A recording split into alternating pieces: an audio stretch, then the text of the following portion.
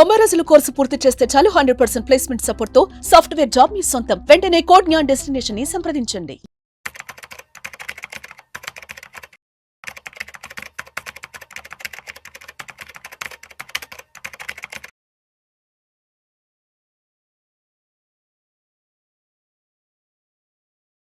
సత్యన్ గారు, welcome to Vishnu talks.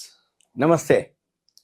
Sathyan గారు, చేతిలో పాన్ కార్డు ఉంటే చాలు మీకు ఈజీగా లోన్ వస్తుంది అంటూ కూడా ఆర్టికల్ ఒకటి చదివాను. అవును.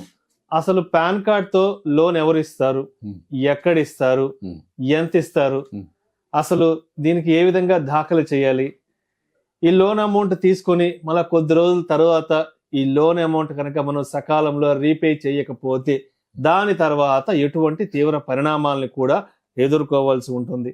దీనికి సంబంధించిన కంప్లీట్ డీటెయిల్స్ తెలియజేయగలరు? ఓకే, మీరు అన్నట్టు పాన్ కార్డ్ చేతిలో ఉంటే ఒక 5,000 అయితే ఈజీగా వస్తాయి.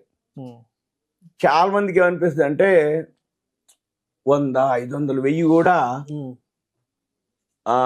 ఒక్కోసారి ఒక టైంలో అవసరం పడుతుంది. ఎవరిని అడుగుతా ఓ ఫీల్ ఇస్తాడో ఇయ్యడో, ఒకవేళ ఇచ్చిన ఒక విధమైన వారి దృష్టిలో మనం అనిపిస్తుంది తక్కువైపోతాం. 500 అడిగాడు, 5,000 అడిగాడు, 1000 అడిగిండు అనేది ఫీల్ ఉంటుంది. మళ్ళీ అతను ఇవ్వాలని ఏం లేదు, అడగంగానే ఇంకో తీసిచ్చాడు ఏంది ఇయ్యడు. దాని బదులు మన దగ్గర పాన్ కార్డు ఉందా, ఒక 5,000 వరకు వస్తాయి. అది ఎట్లా వస్తాయి, ఏం వస్తాయి, దయచేసి వీడియో వినేవాళ్ళు కాల్ చేయొద్దు. మీరు వీడియో చెప్పారండి నాకు 5,000 కావాలి నాకు ఇప్పించండి అని మీరుంటే ఇవ్వండి అట్లా అనొద్దు. ఓకే, సరిగా చెప్దాం. జనరల్గా ఏంటంటే ఎప్పుడైనా పైసలు అవసరమైనప్పుడు మనకి అంటే పర్సనల్ లోన్లు అంటాం. ఈ గవర్నమెంట్ ఎంప్లాయీస్ కానీ, ఇన్కమ్ ట్యాక్స్ రిటర్న్స్ ఫైల్ చేసేవాళ్ళు కానీ, సాఫ్ట్వేర్ ఎంప్లాయీస్ అయితే పెద్ద ఏమి ఉండదు, ఎందుకంటే క్రెడిట్ కార్డులు ఉంటాయి, వాళ్ళకి వేరే ఫెసిలిటీస్ ఉంటాయి. పే స్లిప్ తోటి అన్ని వాళ్ళు లోన్స్ గిన్స్ అవి తెచ్చుకుంటారు. కానీ మామూలు వాళ్ళు ఎవరైతే పాన్ కార్డు ఉందో, ఇప్పుడు పాన్ కార్డు కామన్, ఆధార్ ఎంతో పాన్ కూడా కామన్. ఎప్పటి నుంచి అంటే 1992లో హర్షద్ మెహతా స్కామ్ జరిగిన తర్వాత సెబీ ఏదైతే షేర్ మార్కెట్కి స్టార్ట్ అయిందో అప్పటి నుంచి పాన్ కార్డుని ఇంట్రడ్యూస్ చేయటం, పాన్ కార్డు మీద అవేర్నెస్ కలిగించటం. పాన్ కార్డు నువ్వు ఇన్కమ్ ట్యాక్స్ రిటర్న్స్ ఫైల్ చేస్తావా చేయవా తర్వాత సంగతి, ముందేతో పాన్ కార్డు పెట్టుకో, నీ ప్రూఫ్, నీకు ఒక ఆధారం, ప్రూఫ్ ఆఫ్ ఐడెంటిటీ అప్పుడు ఉండేది పాన్ కార్డు. తర్వాత పాన్ విత్ ఆధార్. ఇప్పుడు మనకి 2 పాన్ ఉండాలి, ఆధార్ ఉండాలి. ఏదన్నా ఆ 2 కనుకుంటే నువ్వంటూ ఒక ఐడెంటిటీ మీకు. అయితే ఇప్పుడు ఇది ఎవరిస్తారు ఈ లోన్, ఈ 5,000 ఏదైతే ఉందో ఎవరిస్తారంటే, ఇది మనకు పాన్ ఆధార్ ఏదైతే main document, main proof, main identity మన యొక్క. అయితే దీంట్లో ఏదైతే లోన్ తీసుకునే టైంలో ఫస్ట్ ఎవరు ఏ లోన్ ఇచ్చినా ఎక్కడ ఇచ్చినా ఫస్ట్ చెక్ చేసేది పాన్ ఆధారే. పాన్ తోటే నీ ఇన్కమ్ ట్యాక్స్ ఎంతవరకు ఎలిజిబిలిటీ ఉంది, ఇన్కమ్ ఎంత గెయిన్ చేస్తున్నావు, ఐటీ రిటర్న్స్ ఫైల్ చేస్తున్నావా లేవా, నీ ఇదంతా దాంట్లోనే ఉంటుంది. కాబట్టి పాన్ కార్డు చాలా చాలా ముఖ్యం అనమాట. అందుకని ఎక్కువ శాతం అందరికీ ఉంటుంది. ఇప్పుడు పాన్ కార్డు లేని వాళ్ళు అనేది ఎక్కడో నెగ్లిజిబుల్, 1% కూడా ఉండకపోవచ్చు, ఎక్కువ శాతం ఉంటున్నారు. అయితే ఇదంతా కూడా ఎవరైతే పాన్ కార్డు ఉంటుందో ఫస్ట్ లోన్ ఇచ్చేటప్పుడు పాన్ కార్డు వెరిఫై చేస్తారు. దీంతో పాటు క్రెడిట్ స్కోర్ అని ఒకటి ఉంటుంది, దాన్ని సిబిల్ స్కోర్ అంటారు. ఇది మర్చిపోవద్దు. ఎవరైనా సరే నాకు 5,000 లోన్ ఇస్తారు కదా మీరు అన్నట్టు పాన్ కార్డు ఉంది కదా అంటే కాదు. సిబిల్ స్కోరు 700 పైన కనుక ఉంటేనే వాడు ఎగ్గొట్టో, ఐపీఎల్ పెట్టో, లేకపోతే ఇంకేదన్నా చేసి 400, 300 ఉన్నటువంటి సిబిల్ స్కోర్ ఉన్న వాళ్ళకి ఎలిజిబిలిటీ ఉండదు, అర్హత లేదు.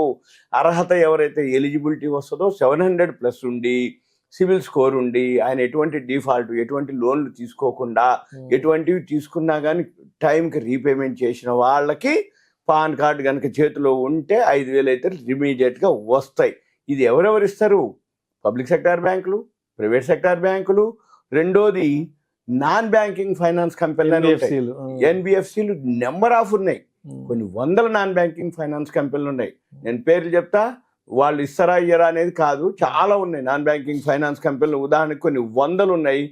మీరు ఒకవేళ ఎవరైతే కావాలి అని అనుకుంటారు అనుకోండి, ఉదాహరణకి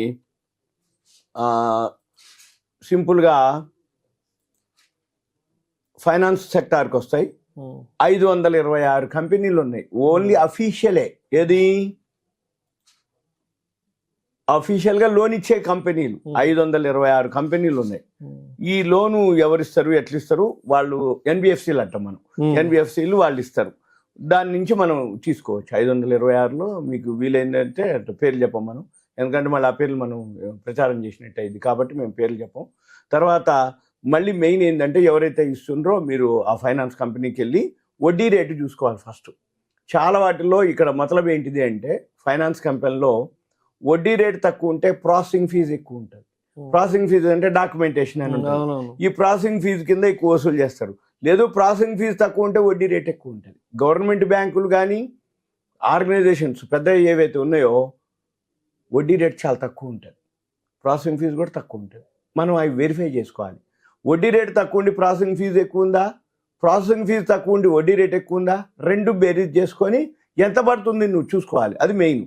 అప్పుడు నువ్వు వడ్డీ తీసుకోవచ్చు. ఏది ఒక 5,000 కదా, ఏమోలే ఎవరో ఒకరు నాకు ఇచ్చేటోడు కావాలనుకుంటే ఇవన్నీ పట్టించుకోకర్లే. మేలకుండా నీకున్నటువంటి బ్యాంకు, నీకున్నటువంటి ఏదైతే ఫైనాన్స్ కంపెనీ సర్వీస్ ఇస్తుండు, ఈ వడ్డీ రేటు కోసం, ఈ ప్రాసెసింగ్ ఫీజు కోసం రోజులు ఆఫీసులు చిట్టి తిరిగే బదులు ఎవరైతే అవైలబుల్ ఉండి ఇస్తా అనడానికి తీసేసుకోవటమే మనకు కావాల్సిన అవసరం కదా. అట్లా తీసుకోవటం అనేది ఒకటి. అయితే ఏంది, ఎక్కువ శాతం మన ఊళ్ళో ఉండి మనకు దగ్గరలో ఉన్నటువంటి ఫైనాన్స్ కంపెనీని ఎన్నుకోవటం బెటర్. ఎందుకంటే వడ్డీ రేటు తక్కువ ఉందని ఏ ఊరో పోయి పోను రాను టైము ఇవన్నీ జరిగిపోతాయి. అయితే దీంతో పాటు ఒక పాన్ కార్డే కాదు, మళ్ళీ వేరే ప్రూఫ్లు ఉండాలి. ఐడి ప్రూఫ్, దాన్ని మనం ఐడి ప్రూఫ్ అంటే ఏంటి, ఆధారు, బ్యాంకు ఏవైతే చెక్, బ్యాంకు IFSC కోడ్తో ఉన్నటువంటి బ్యాంక్ డీటెయిల్స్ ఇవన్నీ కూడా మనం సబ్మిట్ చేయాలి. దీంతో పాటు బ్యాంకు వాళ్ళు అదే బ్యాంక్ అయితే ఇబ్బంది ఏమి ఉండదు. ఒకవేళ వాళ్ళు బ్యాంక్ వాళ్ళు అడిగితే షూరిటీ కూడా అడుగుతారు. ఎవరినన్నా బ్యాంకులో ఉన్న వాళ్ళ అకౌంట్ ఉండి వాళ్ళ షూరిటీ కూడా అడుగుతారు. అవసరమైతే ఆ షూరిటీ కూడా మనం ప్లాన్ చేసుకోవాలి. ఎందుకంటే నువ్వు పైసలు లేకపోయినా కానీ కొంచెం షూరిటీ పెట్టే బ్యాంకులో అని ఆడుకోవాలి. మళ్ళీ మీరు అన్నట్టు సకాలంలో కనుక ఇప్పుడు పైసలు ఇచ్చేసిండు ఇంకా అయిపోయిందిలే ఇంక మనం ఎంజాయ్ చేద్దామంటే కాదు. మళ్ళీ వీళ్ళు ఏం చేయాలి, అపరాధ రుసుము అని ఉంటుంది. ఒకవేళ నువ్వు టైంకి కనుక పే చేయకపోతే పెనాల్టీలు పడతాయి. వడ్డీ అయింది, ప్రాసెసింగ్ ఫీజు అయింది, పెనాల్టీలు పడుతూ ఉంటాయి. మళ్ళీ ఏమైంది, ఒకవేళ మీరు కనుక పెనాల్టీలు ఇచ్చినా రేపు ఒకవేళ మునుముందు మీరు లోన్ కనుక తీసుకోదలుచుకుంటే ఈ సిబిల్ స్కోర్ బాగా పడిపోద్ది. నువ్వు సకాలంలో పే చేయకపోతే ఏమవుతుంది, నీ సిబిల్ స్కోర్ మీద ఎఫెక్ట్ పడుతుంది. సిబిల్ స్కోర్ ఎప్పుడైతే పడిపోయిందో నువ్వు ఇప్పుడు 5,000 కోసం బాగానే ఉంటావు, కానీ రేపు పెద్ద మొత్తం అవసరం అయితే నీకు ఎవ్వరు కూడా 526 ఫైనాన్స్ కంపెనీలు కూడా ఏ ఒక్కళ్ళు కూడా ఇవ్వరు. అదే నువ్వు సకాలంలో చెల్లించి అపరాధ రుసుము పడకుండా టైం కనుక పే చేస్తే నువ్వు 5,000 కాదు, తర్వాత పెద్ద మొత్తం కూడా వాళ్ళే ఇవ్వడానికి అవకాశం ఉంటుంది. అయితే ఎక్కువ శాతం ఏంటంటే ఈ క్రెడిట్ స్కోర్ని మెయింటైన్ చేయటం. రెండోది ఏదైనా ఉంది అంటే దాన్ని పెంచుకునే మార్గాలు వీళ్ళు చేసుకోవాలి. అయితే చిన్న మొత్తాలు ఏదైనా చిన్న రుణాలు అంటే మీకు తొందరగా మళ్ళీ వచ్చే ఉన్నాయి అనుకోండి, అప్పుడు ఏం చేయాలి, తీసుకోవాలి, మళ్ళీ టైంకి పే చేయాలి. వీలైతే ముందుగా పే చేసినా క్లోజ్. ఎందుకంటే నీ అవసరానికి తీసుకున్నావు 5,000, అవసరం అయిపోయింది, తీసేయి, ఇంకా నాకు టైం ఉంది కదా, ఇంకా నేను అప్పటి వరకు అనుకుంటే ఈ 5,000 ఏం చేస్తాడు, మళ్ళీ వచ్చిన పైసలు ఖర్చు పెడతాడు. ఖర్చు పెడితే మళ్ళీ అప్పుడు ఏమైంది, ఆ టైంకి నువ్వు మళ్ళీ అడుక్కోవాలి ఎవరు. దాని బదులు నీ అవసరానికి తీసుకున్నావు, రీపే చేసినావు, అపరాధ రుసుము ఉండదు, నీ సిబిల్ స్కోర్ పడిపోదు. దీంతో పాటు ఏవైతే ప్రూఫ్ ఉందనుకో బ్యాంకు కానీ నీకు ఏదైనా ఉంటే వాళ్ళే మళ్ళీ చెప్పి అబ్బో మీరు 5,000 కాదండి మీకు ఇంకా కూడా ఎక్స్ట్రా ఇస్తామని చెప్పేసి వాళ్ళు ఎక్స్ట్రా కూడా ఇచ్చే అవకాశాలు ఉంటుంది. ఇంకా టైం కనుక పేమెంట్ చేస్తే, ప్రీపేమెంట్ చేస్తే వడ్డీలో కూడా రాయితీలు ఇస్తారు, అంటే కొంచెం డిస్కౌంట్ చేస్తారు. ఇవన్నీ కూడా ఎవరైతే ఉన్నారో వాళ్ళు సింపుల్గా ఇది అంటే 5,000 వరకు ఏమి ఎటువంటి ప్రాబ్లం లేకుండా, పూచీకత్తు లేకుండా, అంటే పూచీకత్తు అంటే వాళ్ళకి ఓకే అనిపిస్తే షూరిటీ అడగరు, లేదు అంటే షూరిటీ కూడా అడగవచ్చు.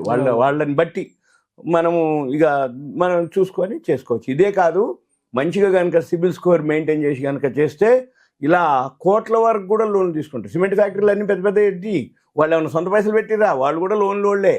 అంటే నీ స్థాయికి నీవు ఏవైతే ఉన్నావో నీవు లోన్ తీసుకోవడానికి మార్కెట్లో చాలా చాలా ఫెసిలిటీస్ ఉన్నాయి. కాకపోతే మనము సక్రమంగా ఉపయోగించుకోవాలి. అయితే దయచేసి కాల్ చేయొద్దు, మీరు సింపుల్గా మెసేజ్ కూడా పెట్టొద్దు. మీ దగ్గరలో ఉన్న బ్యాంక్ కానీ ఆ ఫైనాన్స్ కంపెనీకి వెళ్ళండి. ఓకేనా? Right. Thank you sir. Thank you.